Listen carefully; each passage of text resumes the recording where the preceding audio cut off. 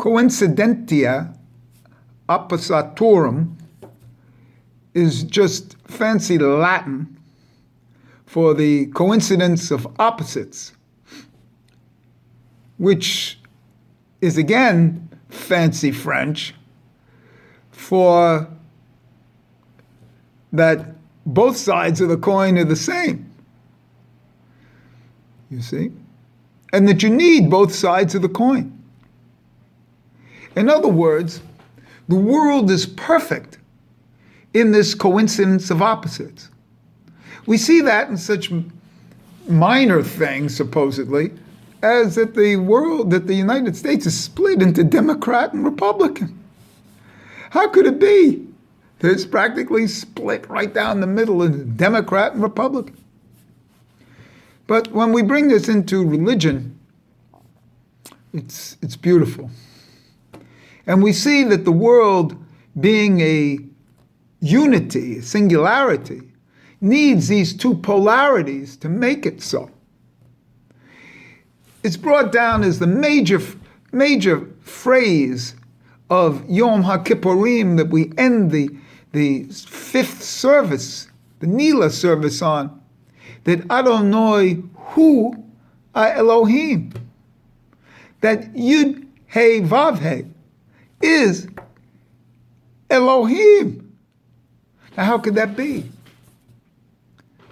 That the merciful, the Yud He Vav He, should be the restrictive, the din, the Elohim.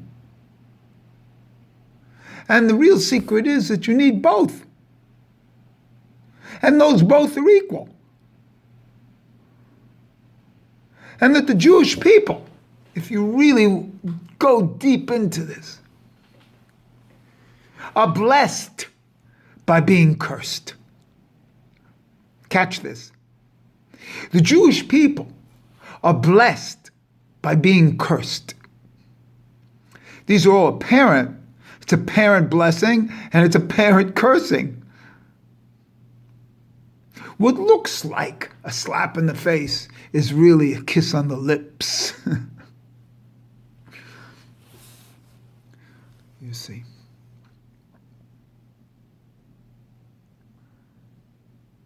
You have to turn the other cheek to be kissed on it.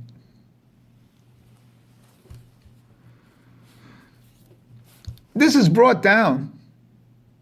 I'm not making this up, but you see, I've done videos for 10 years now, 1,000 videos.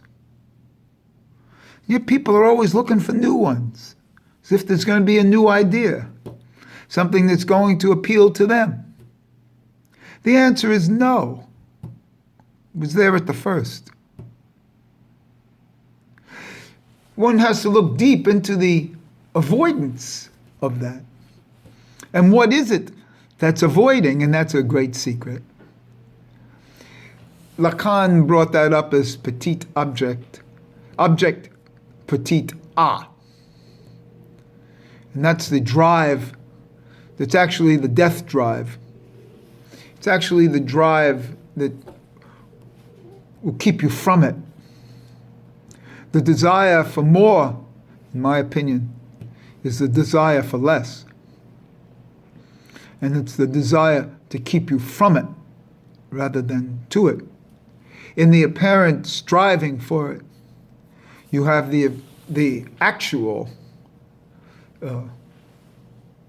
guarding from it. You see? And that things were born perfect, but you don't recognize them. Now for me, this is no more evident.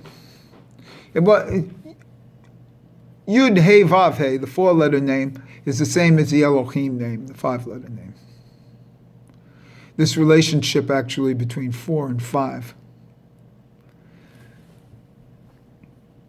It's very deep. Anyway, why I'm doing the video is, yesterday, after I do my daily prayers, I read the 10 Commandments. And the 10 Commandments in the Shabbos, in the commandment about Shabbos, it says, Yud Hey Vav K created the 6 days of the week. Well, in my version of Bereshis in Genesis, he didn't create the 6 days a week. Elohim created the 6 days of the week. And that's one of the real great secrets. One of the great secrets is that when Elohim created it, it was actually Yud Hey Vav Hey that created it. And created it with din. Now, the Jewish people don't have to be told about din because we're in this period, this Omer period, and the getting out of Pesach and of Mitzrayim and the coming into the Pesach Sheni.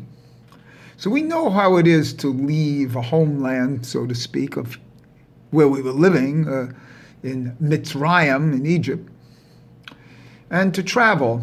And so in a certain sense, we're travelers. We're gypsies. There's a great secret here. We're homeless. You see? So make sure there's no premature homeland, because the blessing is to be a gypsy. The blessing is to not have a homeland. So for all those who want a homeland, they're incorrect. You see? One has to be what used to be called a PT, a perpetual traveler. And that's a very high level of excellence. That's what happens kind of like in Sukkot. Also, it relates to the idea of the number 30, because, if you stay in a place 30 days, you have to then construct a mezuzah on the door. So 30 days, that's that Yud Hey, from being a Nazir. And there is some sort of parallel correlation here that the Nazir is supposed to be a perpetual traveler. And that's a link with the gypsies itself. There's another link between gypsies and Jews, because the two major groupings that Hitler wanted to kill were gypsies and Jews. And so there's a deep parallel here. The other thing is that the letters themselves of Ein Sof, the initial letters of Aleph Samach, are the same but in reverse, in Hipuk, of Sitra Akra, Samek Aleph. So that you take the Aleph Samek and reverse it, and that's Samek Aleph, Sitra Akra. In other words, the great secret in Judaism, you realize these are the great secrets. If you can't handle what I'm going to tell you, then you might as well shut me off here. Not only now, but forget about it. Because I tell you that the Ein Sof has to include the Sitra Akra. You have to embrace the totality of the reality, of the mamish, of the actual, of the real. I heard a very good translation of the word al-haq in Arabic, which always comes down as truth. But apparently, it can come down as the real, al-haq. And so, this is a very deep issue, because to really be profound, you have to enter into the al-haq, into the real. You see? And the real is going to be severe on you. It's going to be beyond belief. The real is going to be a pandemic. And so in a certain sense, that's why this little video is appropriate now, since we're in the midst of a pandemic. Embrace the real. I see people walking around with masks and people separating from me. The strange thing is, it's the Dalet Amos. You're 3 Amos in the body, and then the arm extension is another Amos. You're supposed to be 4 Amos away from, in other words, 2 arm extensions away is 6 feet. So that's 2 people walking with Dalet Amos. Another thing that you see is a lot of people with masks and fearful. Remember on my videos, all I do is talk, for years, I talk about the samurai, the person's already dead. I also talk about things of not putting your trust in medicine. What am I, a medicine man? Am I an Indian medicine man? Woo, woo, woo, woo, woo. Around the campfire?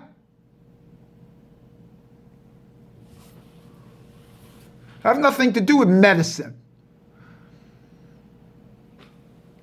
Doctors and medicine ruined my life.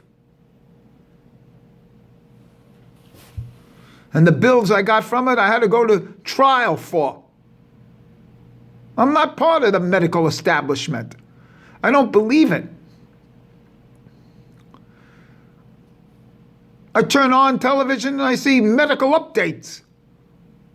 I don't see religious updates. I don't see my symbol on the television. I see medical updates. How there's going to be a curve. A curve's going to go down. They're telling me with analytics. Sure, IBM has been promoting analytics for years. They're going to tell me what I'm going to do next by doing the numbers on what I was in the past, when I'm born again every moment. That's what the Jewish soul is. Every moment is created by Hashem. I'm new every moment. I'm not part of a curve. Same. That's what you learn in school. That's what, again, ruined my life. Normative education. Sitting there like an idiot. Raising my hand. I had the answer.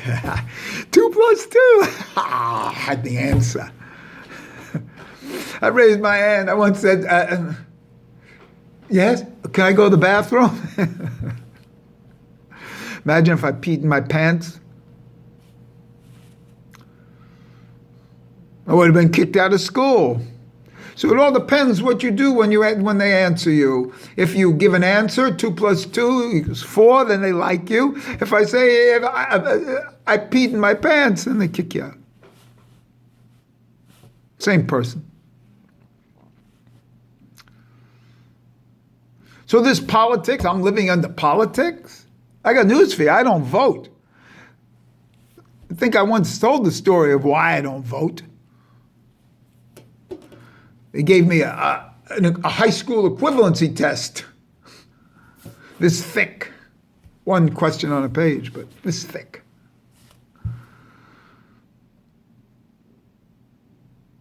I have that stipulated. So I'm not part of this. That's the beauty of it. The beauty of it is, of the circle of the, Ein Sof is, Aleph is 1, Samek is 60, Aleph Samek.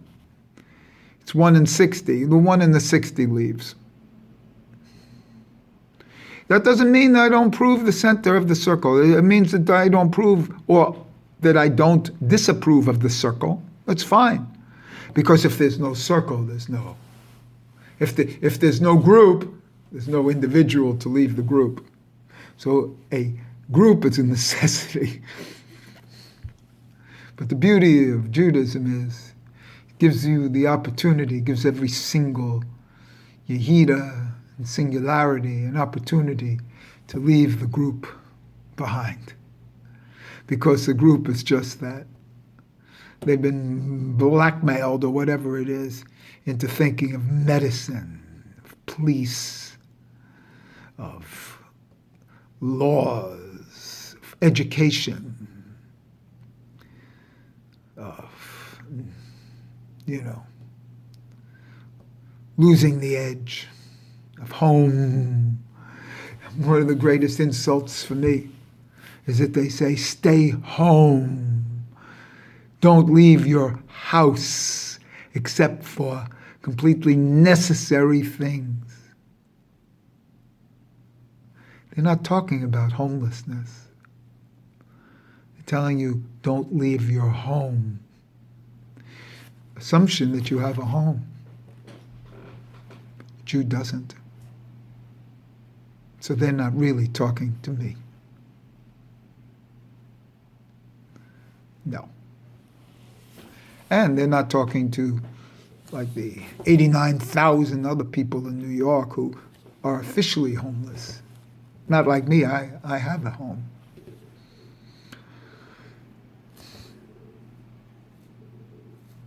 Stay home.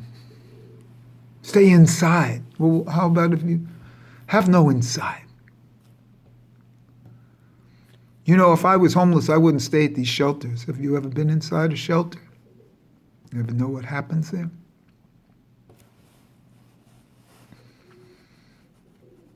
So these are the things of the coincidence of opposites. Until you accept all these things, see, until you accept that there's a pandemic, that there's death, that there may be other ways to handle this. It's a terrible thing on the surface. But you know what we gave up for this pandemic is capitalism. And that's a part of history that still has to be perceived. We gave up the American way of life. Not that I loved it, but we gave up the middle seat of an airplane. You know how people complain in that middle seat? We gave up the ability to complain. There's not going to be a middle seat in an airplane. We also gave up the idea of traveling and just being free spirits, because now they're going to take your temperature before you get on a plane. See? So not only am I going to be checked for, you know, what was it, 2001 or whatever it was, the 9/11 episode. Now my shoes are taken off to see if I have, you know, any, and my, I told you I traveled to somebody, they took my yogurt away. You know, so not only will I be frisked and going through a screening thing to make sure I don't have any, and take my belt off before I board the plane. Now they're going to take my temperature. Probably ask me to stick my tongue out. You know?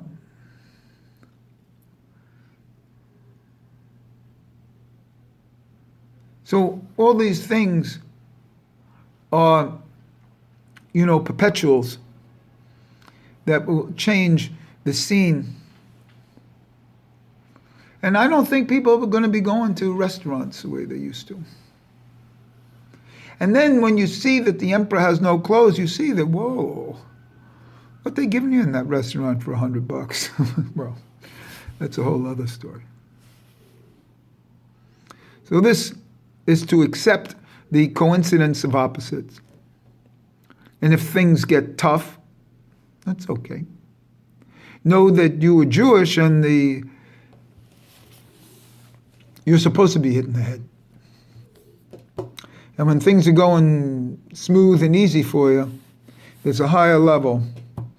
And that higher level is when you get hit in the head.